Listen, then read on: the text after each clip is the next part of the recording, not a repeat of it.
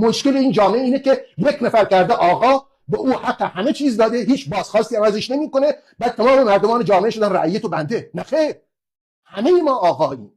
اگر قرار اصلاحاتی اتفاق بیفته، اگر قرار تحولی تو این جامعه اتفاق بیفته، همین صده باید برداشته بشه. یه نفر اون بالا نشسته به مهدی وصله. حالا چرا به مهدی وصله؟ چون عبادت میکنه، چون نماز شب میخونه، چون نمیدونم این کار میکنه، چون اون کار میکنه. خب این که هر کسی میتونه مدعی باشه که آقا من ولیم. شما یه ولی بذاری اون بالا، بگی این وصل حقیقت نزد او هست و بس، بریز پایین، همه تکرار کنن. اصلا شما دقت کردین چرا این کلمه رو به کار میبرن آقا؟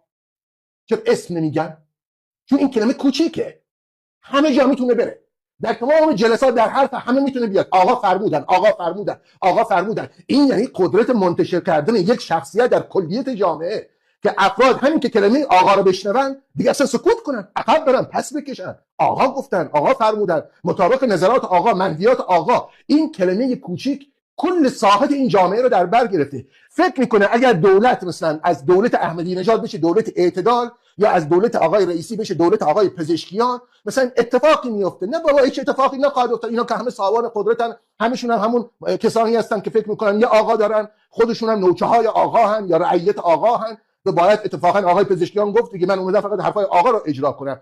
این غلطه. کل مردمان یک جامعه، کل جمعیت یک